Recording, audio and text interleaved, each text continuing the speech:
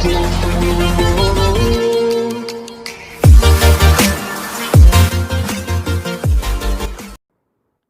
nervous system has two parts, the central nervous system and peripheral nervous system. Central nervous system consists of the brain, brainstem and spinal cord, and the peripheral nervous system consists of all the nerves branching out of the brain and spinal cord. The nerves that emerge from the brain and brainstem are called as cranial nerves. There are total 12 pairs of them, out of which the trigeminal nerve is the largest. The trigeminal nerve arises from 4 nuclei, out of which 3 are sensory and 1 is motor. The 3 sensory nuclei are the principal sensory nucleus, spinal nucleus, and the mesencephalic nucleus. If you are thinking what a nucleus is, it's basically a collection of neuron cell bodies within the central nervous system. At the level of pons, the 3 sensory nuclei merge together to form the sensory root, and the motor nucleus forms the motor root. So now you know that the trigeminal nerve has 2 roots, and as the sensory root arises from 3 nuclei, it's obviously bigger than the motor root, which arises from only 1 nucleus. Now, the fibers from this motor root travel anteriorly to the region of the semilunar ganglion. A ganglion is nothing but a collection of neuron cell bodies outside the central nervous system. You can now correlate this to a nucleus, which is a collection of neuron cell bodies which are within the central nervous system. While traveling to the semilunar ganglion, the motor root is not alone. It has company of the large sensory root, but they are entirely separate from each other. So you can imagine it like they are in 2 different cars. So now they reach the semilunar ganglion, which is also called as Gasserian ganglion or trigeminal ganglion. You can see this here. There are 2 semilunar ganglia, one innervating each side of the face. They are located in a depression in the temporal bone. This is called as Meckel's cave.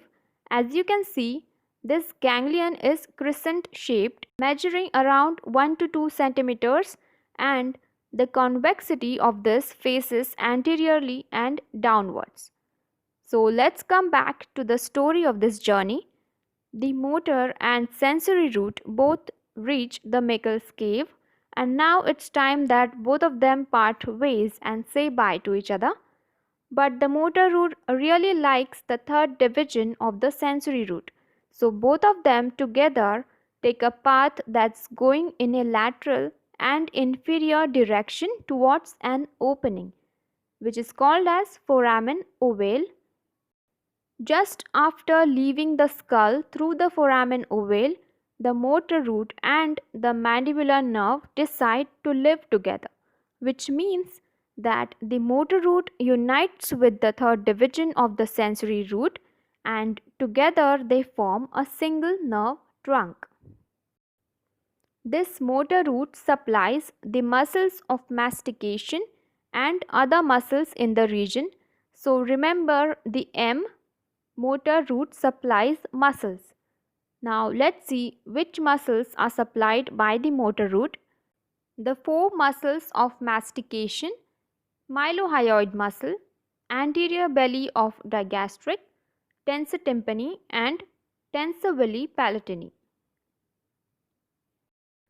Let's look at the first division, which is the ophthalmic division. This is the smallest of the 3 divisions. It exits the skull through the medial part of the superior orbital fissure and enters the orbit. Just before passing through the superior orbital fissure, it divides into its 3 main branches, which are lacrimal, frontal and nasociliary. The lacrimal is the smallest of the 3 branches, and it supplies sensory fibers to the lacrimal gland and the adjacent conjunctiva.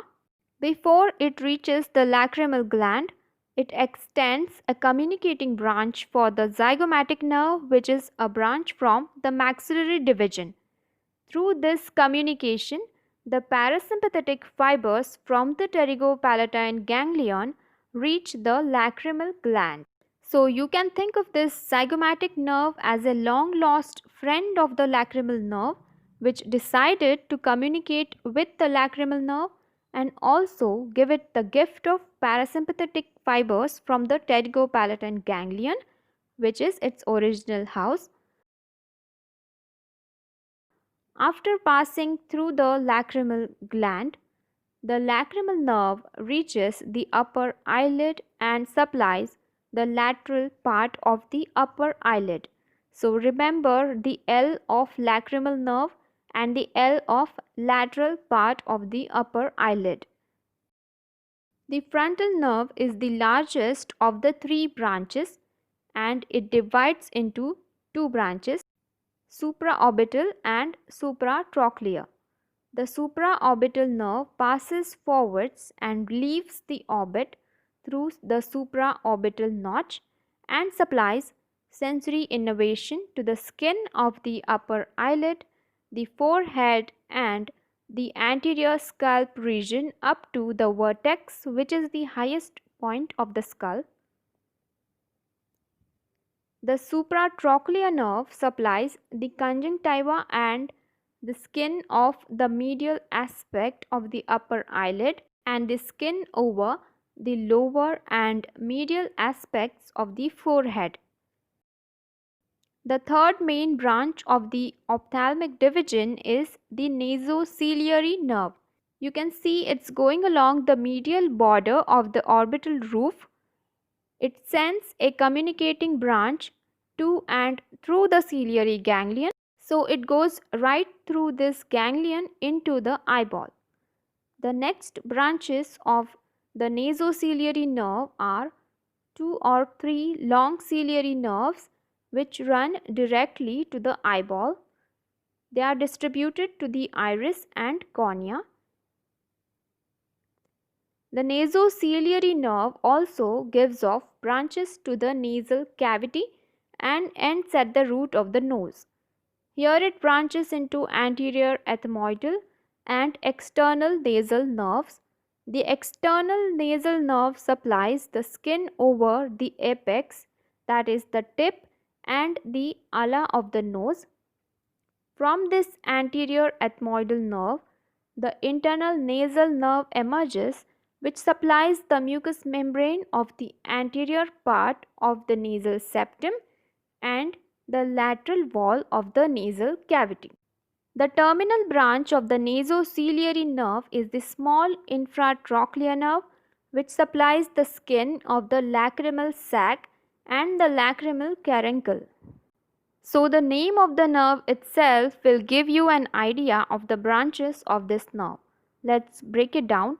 Naso suggests that it gives off branches in the nasal cavity, and ciliary suggests its branches to the ciliary ganglion, which are the long and short ciliary nerves,